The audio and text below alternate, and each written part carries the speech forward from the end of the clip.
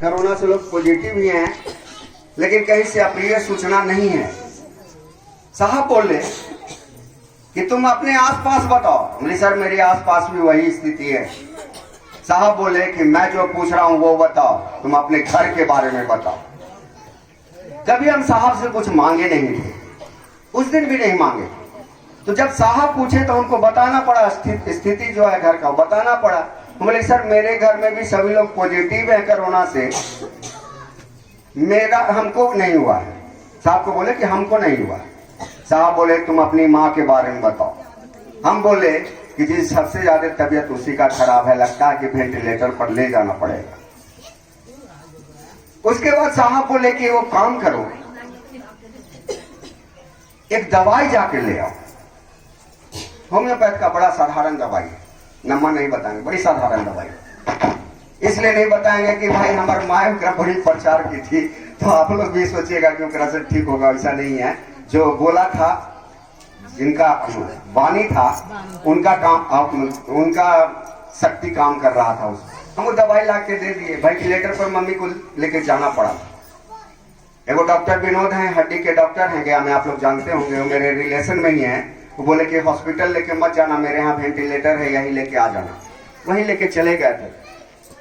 Ventilator पे थी, साहब बोले थे तो जाके दवाई हम लाए। ला के साहब बोले कि 2-2 बूंद 3 बार देना। तो 2-2 बूंद दिए। 60 के आसपास उसका हो गया था ऑक्सीजन लेवल, मतलब बहुत खराब स्थिति था।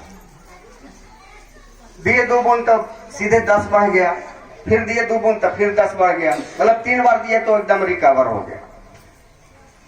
तो हम बोले कि अब ठीक हो गई।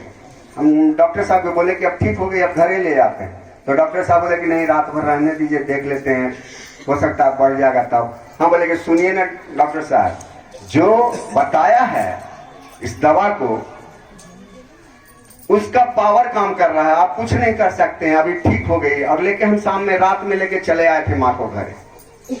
1 सप्ताह तक साहब प्रतिदिन पूछते रहे। साहब एक दिन लास्ट में बोले कि अब मैं निश्चिंत हो जाऊं। साहब हमसे पूछे थे तो हम बोले कि सर धरती तो छोड़िए, आसमानों में निश्चिंत नहीं रह देंगे। साहब से हम बोले थे।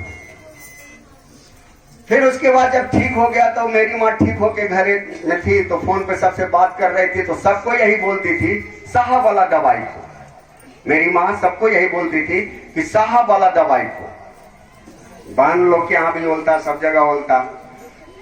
अब साहब के नाम से कोई दवाई मिलता है। और उसका हुआ क्या था कि जो होम्योपैथ वाला दवाई दिया था ना, तो गिर के वो मिट गया था, लिखा हुआ जो था वो मिट गया था। हमरा से लोग पूछे, हम बोले कि अरे वो दवाई में पावर नहीं है, जो साहब बताए थे उनका पावर काम कर रहा है। इसी के बाद कुछ दिन के बाद मेरी मामी का भी तबीयत बहुत खराब हो गया, मेरी मामी का।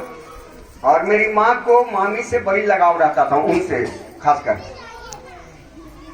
तो मम्मी के ध्यान में आया कि साहब से कहेंगे तो ठीक हो जाएगा। हमरा बोले तो हम माँ को बोले कि हम तुम्हारे लिए तो बोलने ही नहीं गए थे, तो हम मामी के लिए और दुनिया के लिए थोड़े बोलेंगे। रोने धोने लगी। तो हम लाचारी में राजेश जी के पास फोन लगा। राजेश जी साहब के साथ रहते थे रांची में। राजेश जी के पास फोन लगाया। किस्मत खराब कि राजेश जी साहबे के पास थे। और मेरी माँ हमको बोली थी कि तू स्पीकर पर करके बात कर। उसको लगता था कि ना पतिया बोल दे झूठो झूठो, तो स्पीकर पर मोबाइल था। मेरी माँ बोली, राजेश जी को बोले प्रणाम पाती किए, हम बोले कि साहब से मम्मी बात करना चाह रही है। तो साहब बोले कि कौन है? साहब का आवाज सुनाई दिया हमको। तो राजेश जी बोले कि जी गुड्डू जी हैं क्या? तो मोबाइल ले लिए साहब राजेश जी से। बोले कि बोलो क्या हुआ? तो मेरी माँ रोते हुए बोली कि जी हमारा भौजाई के भी वेंटिलेटर पर है, से इनका कैसे बचा ले। मेरी माँ साहब से बोली। साहब बोले कि ठीक है, गुड्डू को फोन दीजिए।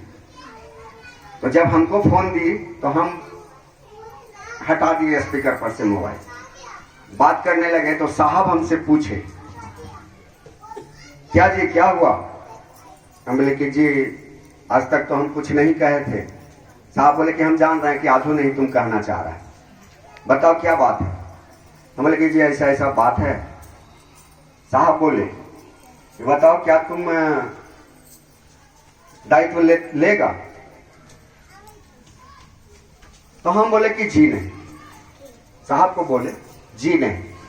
अब काहे नहीं लेगा, इसके पीछे बहुत लंबा कहानी हो जाएगा, वो बताएंगे नहीं। बस इतने समझ लीजिए आप लोग भी कि किसी का दायित्व अपने ऊपर आप मत लीजिएगा। हम बोले कि जी नहीं। साहब बोले, अब मेरी माँ कर्मक सटा के हमारे पास ये है। साहब बोले कि वह कल का सूरज नहीं देखेंगे, और कह के साहब फोन काट दिया। अभी रोने लगी मेरी माँ, सुन ली थी कुछ बात, हमसे पूछी कि क्या हुआ, क्या बोला तू। हम बोले कि मामी कल का सूरज नहीं देखेंगे। तो तोरा तो कोची तो कह दू, तो कहने की ना हम ना दायित्व लेंगे। हम बोले कि तो क्या करें, उनके जगह पर हम मरे। माँ को बोले, भाई माँ थे तो चुप हो गई। माँ के तो बेटा से ज्यादा लगाव रहता है, तो चुप हो गई।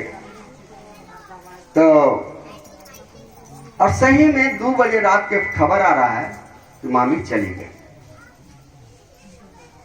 एक चीज जान जाइए, अध्यात्म में आप किसी को देते हैं ना, किसी को अध्यात्म में आप देते हैं, बहुत लोग क्या होगा कि कह देता होगा कि जाना महादेव दया कर दे तो ठीक हो जाएगा।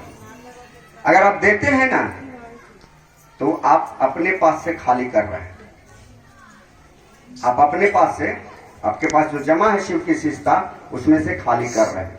इसलिए इस काम को कभी मत कीजिएगा। दीदी, नीलम दीदी, बहुत लोग किडनी के मरीज उनके पास गया और सबको ठीक करते गए, जिसमें एगो मेरा बड़ा साला भी है। स्थिति हुआ कि दीदी किडनी के रोग से ही धरती छोड़ के चली गई। तो अध्यात्म में एक चीज मान लीजिए,